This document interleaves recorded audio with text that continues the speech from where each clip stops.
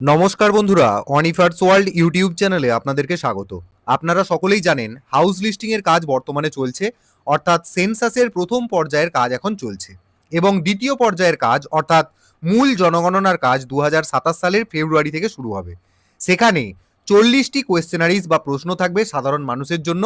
সেটা নিয়েই আজকে গেজেট নোটিফিকেশন জারি করা হয়েছে। মিনিস্ট্রি অফ হোম অ্যাফেয়ার্সের আন্ডারে রেজিস্ট্রার জেনারেল এবং সেন্সাস কার্যালয় থেকে এই গেজেটটা দেওয়া হয়েছে। যারা জনগণনা করতে আপনার বাড়ি যাবেন তারা কোন 40টি প্রশ্ন আপনাকে করবেন সেটা একটু দেখে নিন। যার মধ্যে থেকে 35 নম্বর প্রশ্নটার গুরুত্ব জনগণনাতে কি সেটা আপনারা কমেন্টে আমাকে জানাতে ভুলবেন না। তো দেখুন, এখানে 1 নম্বর প্রশ্ন হচ্ছে নেম অফ দ্য পার্সন, অর্থাৎ ব্যক্তির নাম। একটা পরিবারে যখন জনগণনাকারী যাবেন, সেই পরিবারে যদি 4 জন সদস্য থাকেন, প্রত্যেকটি সদস্যের আলাদা আলাদা করে তথ্য নেওয়া হবে। তো সেই এক একজন সদস্যের নাম হিসেবেই এখানে 1 নম্বরেতে নেম অফ দ্য পার্সন, মানে সেই ব্যক্তিটার নাম এখানে আপনাকে বলতে হবে। 2 নম্বর হচ্ছে রিলেশনশিপ টু হেড, অর্থাৎ পরিবারের যিনি প্রধান রয়েছেন তার সাথে 1 নম্বর পয়েন্টে যার নাম লেখা হলো তার সম্পর্ক কি সেটা বলতে হবে। সেক্স, অর্থাৎ লিঙ্গ কি সেটা বলতে হবে। 4 নম্বর হচ্ছে date of birth and age in completed years, অর্থাৎ জন্ম তারিখটি আপনাকে বলতে হবে এবং সাথে পূর্ণ বছরে আপনাকে বলতে হবে। মানে যদি ধরুন আপনার বয়স 33 বছর 4 মাস হয়, তাহলে সেটা 33 বছর বলুন বা 34 বছর, এরকম কমপ্লিটেড ইয়ার বলতে এরকমই বোঝায়। 5 নম্বর হচ্ছে কারেন্ট ম্যারিটাল স্ট্যাটাস, অর্থাৎ বর্তমান বৈবাহিক অবস্থা কি সেটা আপনাকে বলতে হবে। 6 নম্বর হচ্ছে age at marriage in completed years, যদি কেউ বিবাহিত বা বিবাহিতা হন তাহলে কত বছর বয়সে তার বিবাহ হয়েছিল সেটা এখানে বলতে হবে। 7 হচ্ছে স্পাউস নেম, অর্থাৎ স্বামী বা স্ত্রীর নাম এখানে মেনশন করতে হবে। 8 নম্বর হচ্ছে ন্যাশনালিটি অ্যাজ ডিক্লেয়ার্ড, অর্থাৎ ঘোষিত জাতীয়তা, সেটা আপনাকে এখানে মেনশন করতে হবে। 9 নম্বরে হচ্ছে রিলিজিয়ান, অর্থাৎ আপনি কোন ধর্মের মানুষ সেটা আপনাকে বলতে হবে। রয়েছে schedule caste or schedule tribe, যদি আপনি জাতিতে শিডিউল কাস্ট হন তাহলে সেটা বলতে হবে, যদি আপনি শিডিউল ট্রাইব হন তাহলে সেটা বলতে হবে। 11 নম্বরে রয়েছে ফাদার্স পার্টিকুলার্স, অর্থাৎ বাবার বিবরণ এখানে দিতে হবে, মানে বাবা কি করেন বা বাবার নাম এই সমস্ত কিছু। 12 নম্বরে রয়েছে মাদার্স পার্টিকুলার্স, অর্থাৎ মায়ের বিবরণ এখানে দিতে হবে। 13 নম্বর হচ্ছে ডিসেবিলিটি, অর্থাৎ যদি আপনার কোনো প্রতিবন্ধকতা বা শারীরিক সক্ষমতার ব্যাপার থেকে থাকে তাহলে সেটা বলতে হবে। 14 নম্বরে রয়েছে mother tongue and other languages known, আপনার মাতৃভাষা কি এবং যদি আপনার মাতৃভাষাকে বাদ দিয়ে অন্যান্য আরও কোনো এক্সট্রা ভাষা জানা থাকে তাহলে সেটা আপনাকে বলতে হবে। 15 নম্বরে রয়েছে literacy and digital literacy status, অর্থাৎ আপনি স্বাক্ষর কিনা সেটা বলতে হবে এবং এই যে ডিজিটাল লিটারেসি মানে আপনি মোবাইল চালাতে পারেন কিনা, কম্পিউটার চালাতে পারেন কিনা, ইন্টারনেট চালাতে পারেন কিনা, এই সমস্ত যদি জানা থাকে আপনার সেটাও মেনশন করতে হবে। 16 নম্বরে রয়েছে status of attendance in educational institution, অর্থাৎ শিক্ষা প্রতিষ্ঠানে উপস্থিতির বর্তমান অবস্থা কি সেটা আপনাকে বলতে হবে।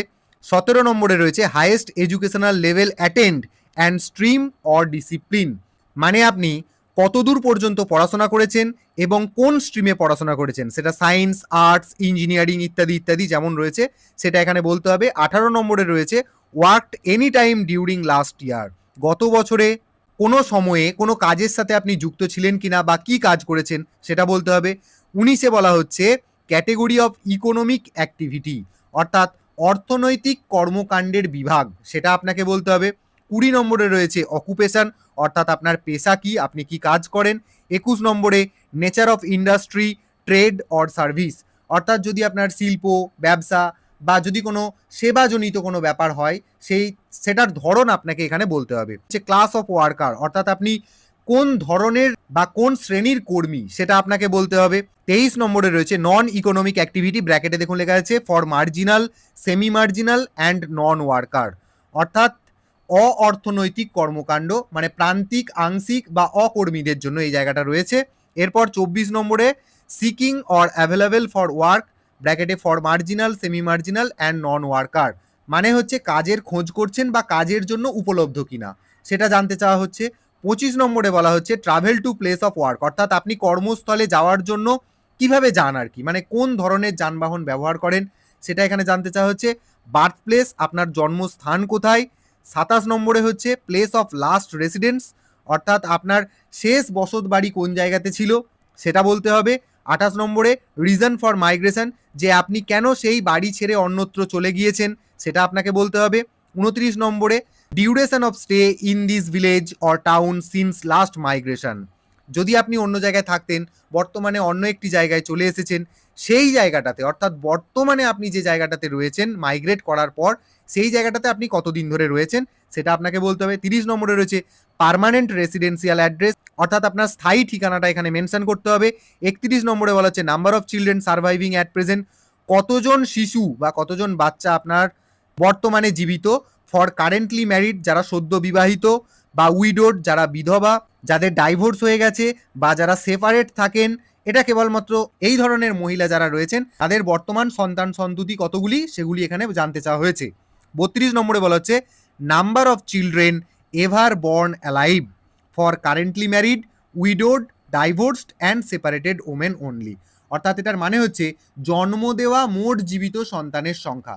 এমন কারো হতেই পারে যে জন্ম দেওয়ার টাইমেই হয়তো মারা গেছে বা গর্ভাবস্থাতেই মারা গেছে, সেই ব্যাপারটাকে আরও হাইলাইট করার জন্য এখানে জানতে চাওয়া হয়েছে জন্ম দেওয়া মোট জীবিত সন্তানের সংখ্যা, মানে জন্ম দেওয়া পর্যন্ত সেই শিশুটি জীবিত ছিল। এটাও ওই বিবাহিত, বিধবা এবং বিবাহ বিচ্ছিন্না নারীদের জন্যই বলা হয়েছে। 33 নম্বরে বলা হচ্ছে number of children born alive during the last 1 year, অর্থাৎ গত 1 বছরের মধ্যে কতগুলি জীবিত সন্তান রয়েছে, এটাও বলা হচ্ছে for currently married women only, যে সমস্ত মহিলা সদ্য বিবাহ করেছেন 33 নম্বর প্রশ্নটা তাদের জন্য।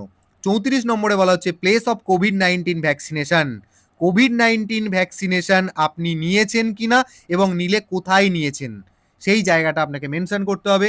Total number of bank accounts, আমি যার কথা বলছিলাম 35 নম্বর প্রশ্ন, এখানে জানতে চাওয়া হচ্ছে আপনার কতগুলি ব্যাংক অ্যাকাউন্ট আছে। জনগণনার সাথে এটা সম্পর্কিত কিনা সেটা আপনারা নিশ্চয়ই বুঝতে পাচ্ছেন। তো এই প্রশ্নটা এই জনগণনার জন্য কতটা যুক্তিযুক্ত আমাকে একটু কমেন্টে জানাতে ভুলবেন না। 36 নম্বর, দেখুন এগুলো অপশনাল। মোবাইল নম্বর যদি আপনার থেকে থাকে তাহলে দেবেন, না হলে দেবেন না। 37 নম্বর আধার নম্বর, আপনি চাইলে দেবেন, না হলে দেবেন না। অ্যাকচুয়ালি এগুলো অপশনাল বলবো না, ইফ অ্যাভেলেবেল, মানে যদি আপনার থেকে থাকে তাহলে দেবেন, না হলে দেওয়ার দরকার নেই। এই সমস্ত কিছু আপনার রয়েছে অথচ আপনি দেবেন না, সেটা না করাটাই ভালো। তো যাই হোক, আধার নম্বর দেওয়ার কথা বলা হচ্ছে 37 নম্বরে। 38 নম্বরে আপনার ভোটার আইডি কার্ডের নম্বর সেটা দিতে হবে। 39-এ যদি আপনার পাসপোর্ট থেকে থাকে, ইন্ডিয়ান পাসপোর্ট হোল্ডার যদি কেউ হয়ে থাকেন তাহলে অবশ্যই তার পাসপোর্ট নাম্বার দেবেন। আর 40 নম্বর লাস্ট কোয়েশ্চেন, সেটা হচ্ছে যদি আপনার ড্রাইভিং লাইসেন্স থেকে থাকে তাহলে সেই ড্রাইভিং লাইসেন্স আছে কি নেই সেটা আপনাকে জানিয়ে দিতে হবে। টোটাল এই 40টি প্রশ্ন এখানে করা হয়েছে। এই 36, 37, 38 এবং 39 এই যে জায়গাটা, এখানে যদি আপনি প্রশ্ন করেন যে Aadhaar card, EPIC card, driving licence এই তথ্যগুলো দেওয়া কি বাধ্যতামূলক, একদমই বাধ্যতামূলক নয়। গেজেট বিজ্ঞপ্তিতে স্পষ্ট করে বলা হয়েছে যে মোবাইল নম্বর, আধার নম্বর, এপিক কার্ড, পাসপোর্ট এবং ড্রাইভিং লাইসেন্স ইত্যাদি তথ্যগুলো ইফ অ্যাভেলেবেল যদি থাকে তাহলে আপনি দেবেন, নাহলে দেওয়ার কোনো দরকার নেই। আর এই জনগণনা কেন হচ্ছে তার একটাই কারণ, দেশের ভবিষ্যৎ সরকারি নীতি, বাজেট এবং জনকল্যাণমূলক সামাজিক প্রকল্প প্রণয়নের স্বার্থে এই তথ্য সংগ্রহের জন্যই এই ধরনের বিজ্ঞপ্তি প্রকাশ করা হয়েছে। তো অবশ্যই যে সমস্ত জনগণনাকারী আপনাদের বাড়িতে যাবেন এই তথ্য সংগ্রহের জন্য, তাদের সাথে অবশ্যই আপনারা কোঅপারেট করবেন। সবাইকে এই ভিডিওটি শেয়ার করুন যাতে করে আগে থেকেই জানতে পেরে যান যে কোন কোন প্রশ্নগুলির উত্তর আপনাকে দিতে হবে। এবং ভিডিও শেষে রিকোয়েস্ট, আপনি যদি আমার চ্যানেলে নতুন হয়ে থাকেন তাহলে চ্যানেলটিকে সাবস্ক্রাইব করে নিতে ভুলবেন না।